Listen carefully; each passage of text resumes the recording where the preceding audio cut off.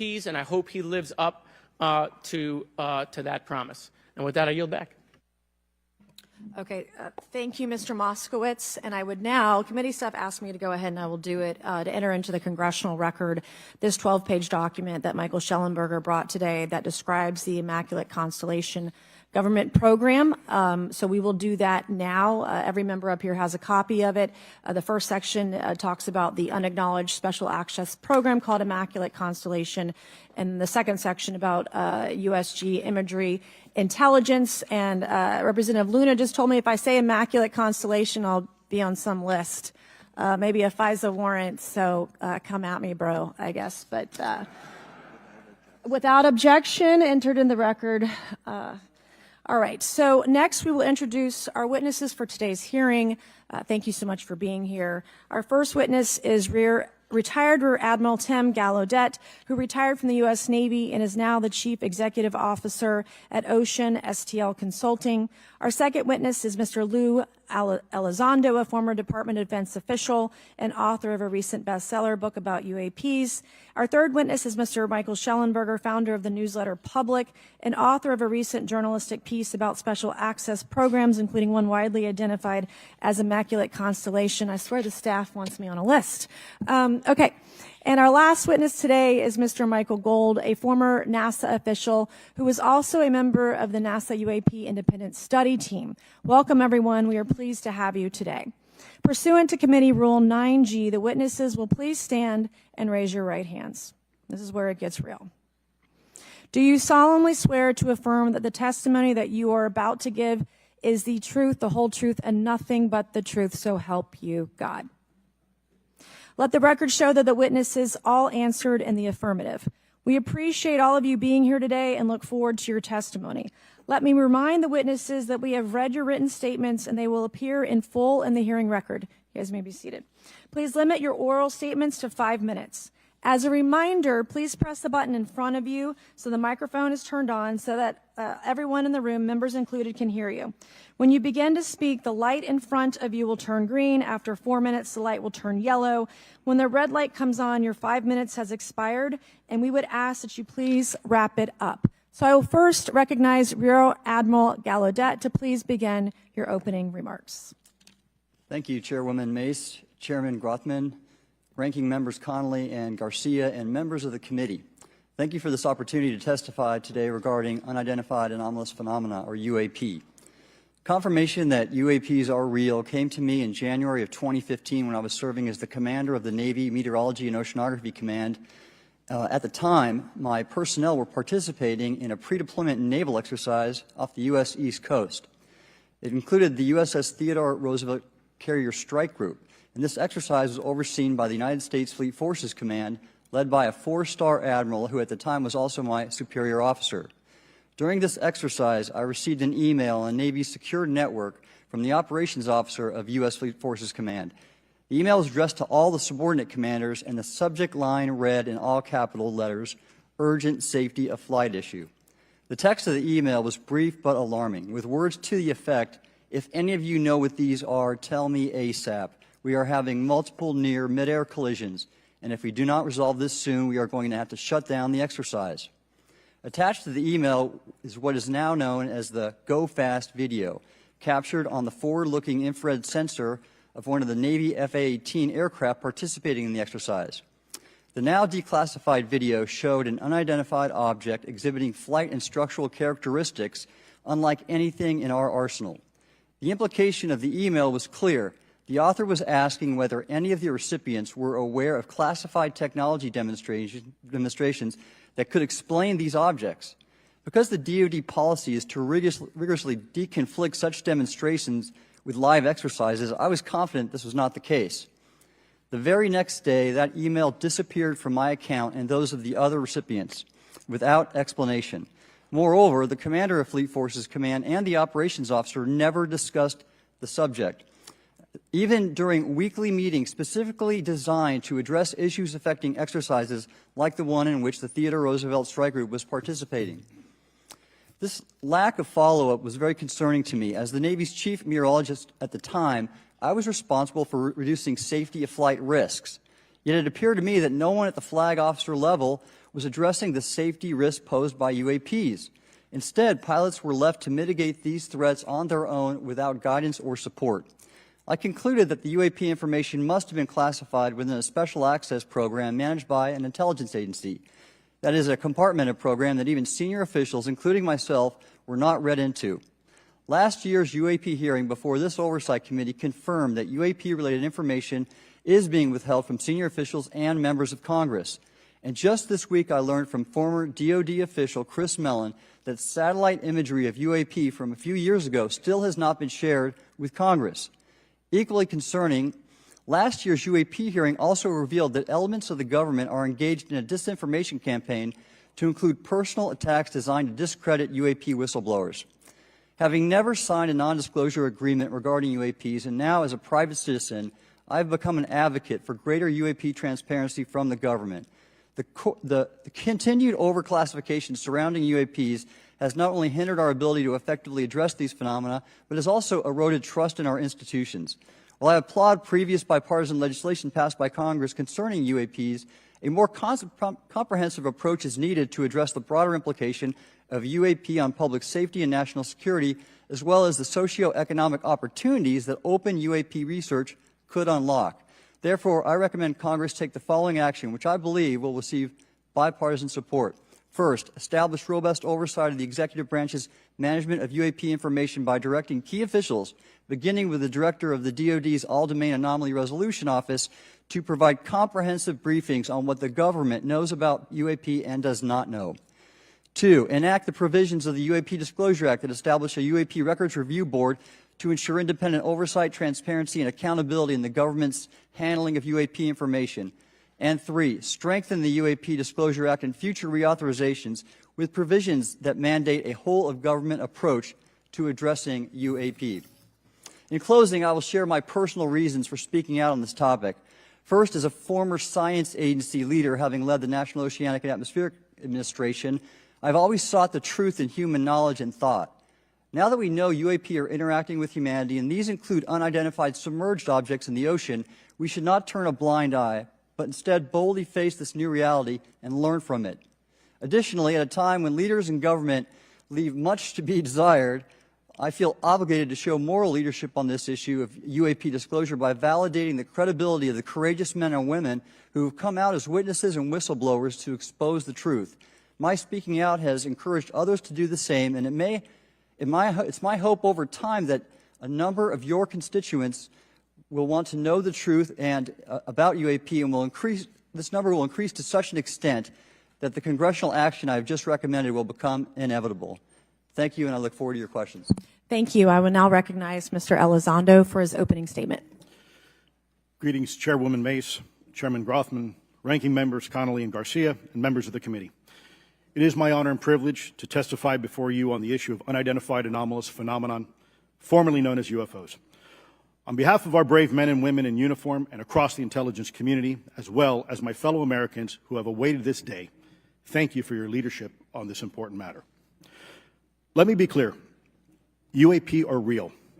Advanced technologies not made by our government or any other government are monitoring sensitive military installations around the globe. Furthermore, the U.S. is in possession of UAP technologies, as are some of our adversaries.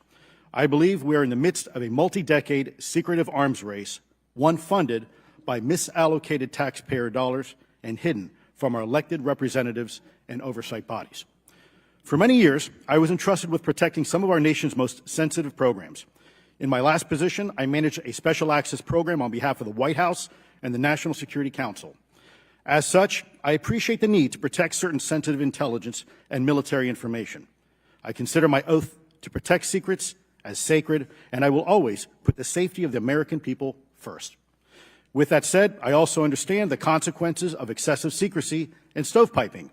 Nowhere was this more apparent than in the aftermath of 9/11, which many of us remember all too well. I believe that America's greatness depends on three elements. A watchful Congress, B, a responsive executive branch, and C, an informed public. Over the last decade and a half, I learned that certain UAP programs were and are operating without any of these elements. Although much of my government work on the UAP subject still remains classified, Excessive secrecy has led to grave misdeeds against loyal civil servants, military personnel, and the public, all to hide the fact that we are not alone in the cosmos.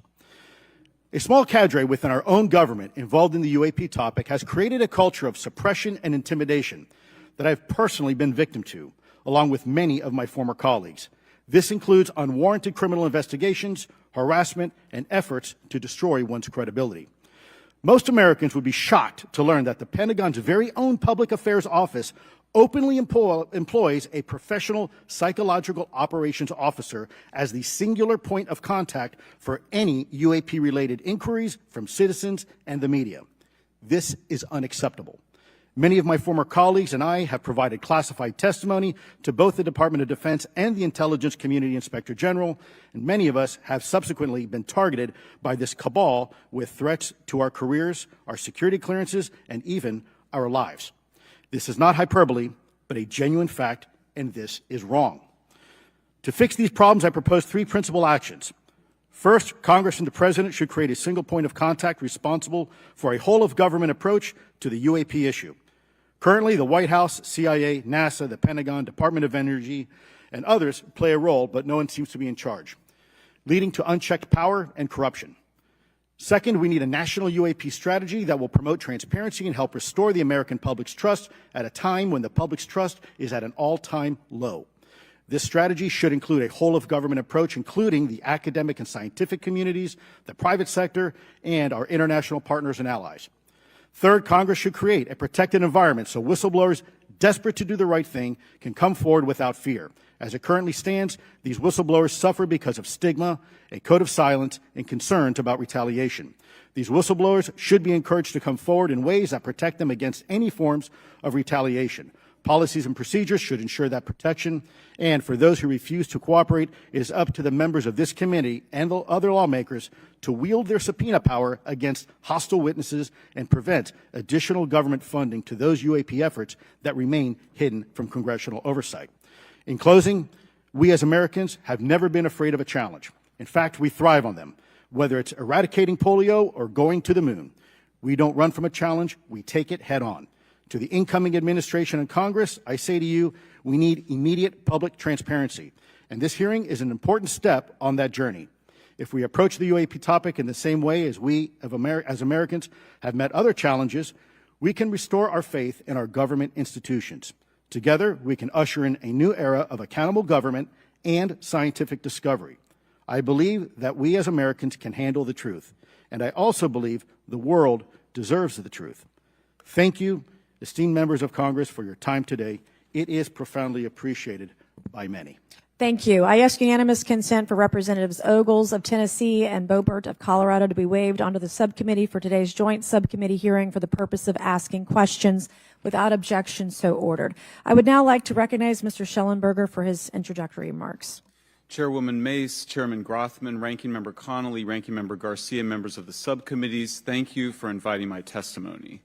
One of Congress's most important responsibilities is oversight of the executive branch in general and the military and intelligence community in particular. Unfortunately, there is a growing body of evidence that the U.S. government is not being transparent about what it knows about unidentified anomalous phenomena, and that elements within the military and the IC are in violation of their constitutional duty to notify Congress of their operations. President-elect Donald Trump and former President Barack Obama have both said that the government has information about UAPs that it has not released. There are other explanations for UAPs than that they represent a new form of life or non-human life. Current dominant alternative theories, including those put forward by AARO, are that UAPs are some kind of natural phenomena we don't yet understand, like ball lightning or plasma. They could also be part of some new U.S. or foreign government weapons programs, such as drones, aircraft, balloons, CGI, hoaxes, or birds. Whatever UAPs are, Congress must be informed, as must the people of the United States. We have a right to know what UAPs are, no matter what they are. However, we now have existing and former U.S. government officials who have told Congress that AARO and the Pentagon have broken the law by not revealing a significant body of information about UAPs, including military intelligence databases that have evidence of their existence as physical craft. One of those individuals is a current or former U.S. government official acting as a UAP whistleblower. This person has written a report. This is the report that says the executive branch has been managing UAP NHI issues without congressional knowledge, oversight, or authorization for some time, quite possibly decades. Furthermore, these individuals have revealed the name of an active and highly secretive DoD unacknowledged special access program, or USAP. The source of that document told me, that the USAP is a strategic intelligence program that is part of the U.S. military family of long-standing, highly sensitive programs dealing with various aspects of the UAP problem. The new UAP whistleblower claims that the U.S. military and IC database includes videos and images taken using infrared, forward-looking infrared, full-motion video, and still photography. The report that was just shared with Congress says Immaculate Constellation serves as a central or parent USAP that consolidates observations of UAPs by both tasked and untasked collection platforms. Immaculate Constellation includes high-quality imagery intelligence and measurement and signature intelligence of UAPs, the whistleblower's report adds. The sources of this intelligence are a blend of directed and incidental collection capabilities, positioned in low Earth orbit, the upper atmosphere, as well as military and civilian aviation altitudes and maritime environments. The report to Congress details in detail various UAPs, including spheres, orbs, disks, saucers, ovals, triangles, boomerang, arrowhead, and irregular organic. The report describes various incidents found in the human intelligence databases. One involved orbs surrounding and forcing an F-22 out of its patrol area. In another incident, the crew of a Navy aircraft carrier watched a small orange-red sphere rapidly descend from a high altitude of 100 to 200 yards directly above the flight deck of the CVN, or aircraft carrier. And since my reporting on this Immaculate Constellation last month, another source came forward who told me that they saw a roughly 13-minute-long, high-definition, full-color video of a white orb UAP coming out of the ocean approximately 20 miles off the coast of Kuwait. It was filmed from a helicopter. Then halfway through the video, the person said the orb is joined by another orb that briefly comes into the frame from the left before rapidly moving again out of the frame. The person discovered the video on SIPR, the Secure Internet Protocol Router Network, which the DoD uses to transmit classified information. A leading UAP researcher who utilizes the Freedom of Information Act to find out what the government knows, John Greenwald, told me last year that the U.S. government had been increasingly denying his request for UAP information. He has been doing FOIA requests for 27 years and has an archive of 3 million pages. The government has for decades denied any interest in UFOs, he told me, but the documents that he has assembled show that behind the scenes it was a completely different story. Contrary to the hopes of many advocates of transparency, the government has been restricting more information since the leak of 3 UAP videos in 2017. The DoD organization AARO has been labeling many documents with a B7 exemption, which Greenwald says does not make any sense. They're stating that anything AARO does is involved in law enforcement investigation, which allows AARO to not release it. Greenwald says that the DoD has denied the existence of a UAP and ATIP-related records on multiple occasions, only to acknowledge them after an appeal was filed. He added that the Naval Air Systems Command in March 2022 stated they found no additional UAP videos.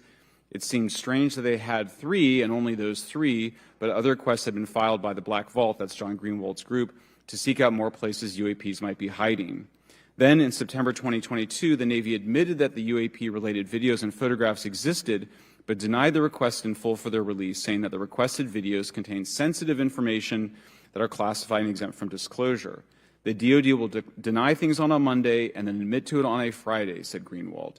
He said the government can and does release videos that protect secret methods of capturing it. They fall back on the sensitive platform excuse a lot, he said.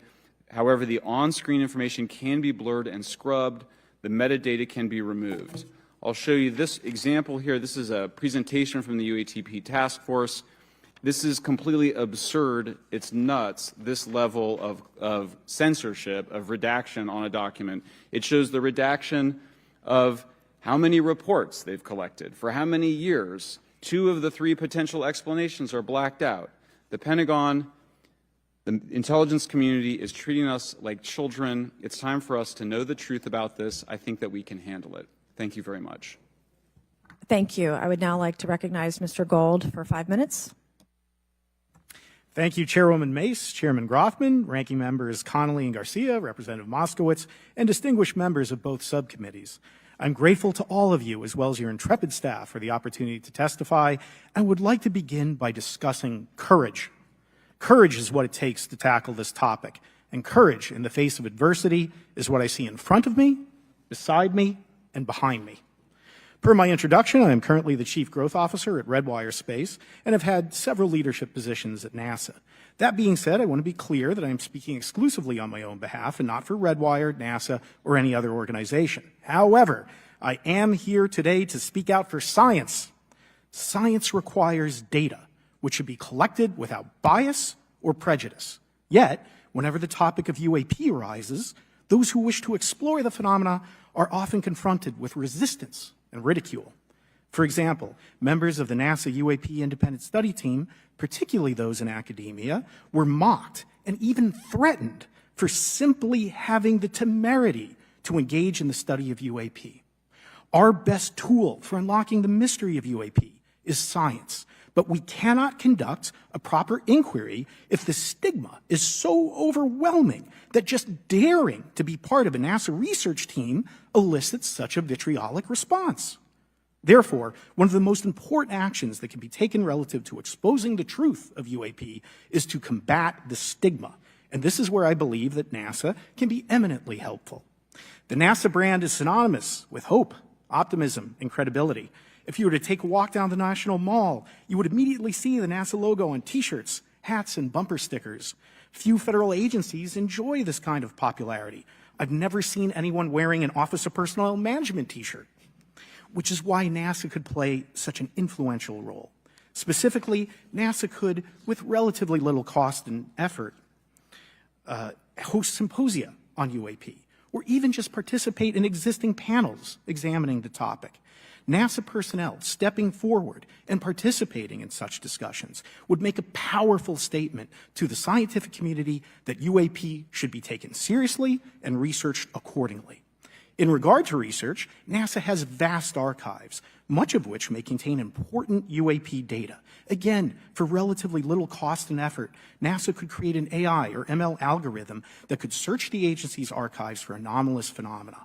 I suspect that such an effort would not only result in information that will help us to understand UAP, but could result in data that will assist in other areas of scientific inquiry, such as anomalous weather or meteorite activity. Beyond its existing archives, NASA could act as a clearinghouse for civilian and commercial UAP data. During my work on the UAP Independent Study Team, it quickly became evident that there is no clear or well-publicized process for civilian pilots to report UAP sightings. The stigma associated with UAP hampers the number of pilots that would report such phenomena, but even for those who overcome the stigma, I believe the current FAA guidance is largely unknown and poorly understood. In order to effectively collect UAP data, the independent study team recommended the use of NASA's Aviation Safety Reporting System, or ASRS. This system, which is administered by NASA and funded by the FAA, provides a confidential means for the reporting of safety violations in a voluntary and non-punitive manner. Over 47 years, the ASRS has collected nearly 2 million reports. ASRS is the perfect tool to collect UAP data, which could then be collated by NASA and shared with the public at large. Leveraging ASRS could create a treasure trove of UAP data, potentially hundreds of thousands of reports, supporting this hearing's goal of exposing the truth. And I'm grateful to our two co-chairs and other members who have already incorporated this idea into proposed legislation. At this hearing, and as others have demonstrated, the UAP issue is justifiably dominated by national security and defense. However, I would urge the subcommittees to keep in mind the numerous ways that NASA and the FAA, as well as commercial activities in the air, in space, and in the water, can generate a massive amount of invaluable data on anomalous phenomena. I cannot help but be excited by the potential for such an endeavor, since scientific discovery is driven by anomalies. It's the existence and study of anomalies that led to the theory of relativity, quantum mechanics, and nearly all of humanity's scientific breakthroughs. This is why the study of UAPs should be embraced, since whatever is occurring, the chance to garner new knowledge should never be ignored. We must be thorough in collecting information, fearless in making conclusions, and open to following the data, no matter how mundane or extraordinary the results may be. I began this testimony by praising the Joint Subcommittee members for their courage, and I will end by echoing that sentiment. As the saying goes, the truth is out there. We just need to be bold enough and brave enough to face it. Thank you. Thank you. Thank you all. I will now recognize myself for 5 minutes of questioning. I have a lot of questions, and I have a lot of witnesses. So I would just ask if it's yes or no to please just tell me yes or no. If it requires more than that, be very succinct because I would like to go down the line and ask as many questions as possible. So for the Admiral this morning first, former DOD official Chris Mellon reached out to you about satellite imagery from 2017 that depicts a UAP. What were the dates in 2017 when this occurred? I can't share with you the details, ma'am, but I can do it in a closed setting, and I can also tell you the agency that wrote a report on it. Okay, so who has the imagery? I can tell you that in a closed setting. Can you describe what was depicted in the satellite imagery? Just a description. It was a UAP, ma'am. That's it? No other description? The term that the analysts used, they called it the button. It was a disc-shaped object. Okay, where was it? I can't tell you that, ma'am. Okay. All right. Okay, Mr. Elizondo, you state in your testimony that, quote, advanced technologies not by our government or any other government are monitoring sensitive military installations around the globe, end quote. If these technologies are not made by any government, who's making them? Private companies, or are you implying they are crafted by a non-human intelligence? Well, ma'am, that's precisely why we're here. The problem is that, temporally speaking, over decades, not just the last 10 years, to put this in perspective, Are these private companies you're implying, or is this non-human intelligence? It may be both. Okay. When it comes to Blue Force Technologies, I would not be able to discuss Okay. that, ma'am. Are you read into secret UAP crash retrieval programs? We would have to have a conversation in a closed session, ma'am. I signed documentation 3 years ago that restricts my ability to discuss specifically crash retrievals. I submitted for my book through the DOPSR process, which took a year for it to be reviewed. And what is in the book is what I was told I'm allowed to talk about. Has the government conducted secret UAP crash retrieval programs, yes or no? Yes. Okay. Were they designed to identify and reverse engineer alien craft, yes or no? Yes. Does the U.S. government have any reverse, okay, we already answered that question about retrieval programs. Do any U.S. contractors have the same? I would prefer to address that in a closed session, ma'am. Okay. In your book, you mentioned government employees who've been injured by UAPs, placed on leave, and receiving government compensation for their injuries. Is that correct? That is correct. How can the government deny we have recovered craft if they're paying people because they've been injured by recovered craft? Ma'am, that's a great question. That's why I think we're here again, because I've seen the documentation by the U.S. government for several of these individuals who have sustained injuries as a result of a UAP incident. It's a crazy idea, right? The hypocrisy and the logic. Okay, Mr. Schellenberger, I'm going to say it again to be very clear. Immaculate Constellation. What's its mission and how are they funded? Its mission is to, as I stated, its mission is to, it's an unacknowledged special access program. Its mission is to document UAPs.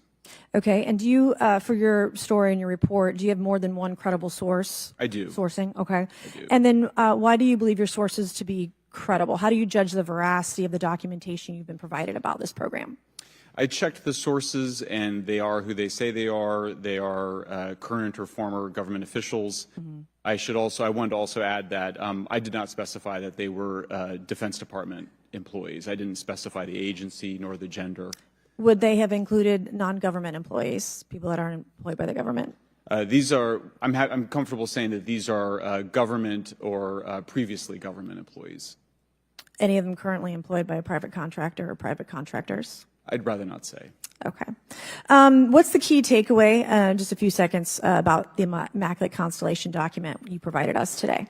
I think that what the American people need to know is that the U.S. military and intelligence community are sitting on a huge amount of visual and other information, still photos, video photos, other sensor information, and they have for a very long time. And it's not those fuzzy photos and videos that we've been given. There's very clear high res, high resolution. How many visuals, graphics, videos, photos? I mean, I've been told hundreds, maybe thousands. I mean, I also wanted to say, because there was some conversation around concern around the revealing of these materials, revealing the source collections, but some of these are shot from helicopters using normal videos of oceans. I just think that's absurd that somehow you're going to be revealing some secret U.S. technology by revealing that you've photographed orbs off the coast of Kuwait.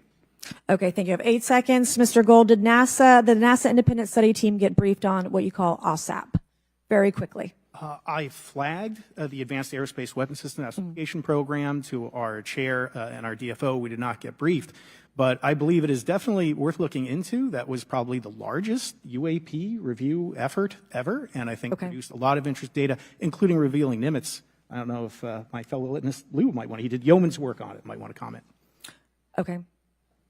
All right, I'm going to turn to Mr. Moss.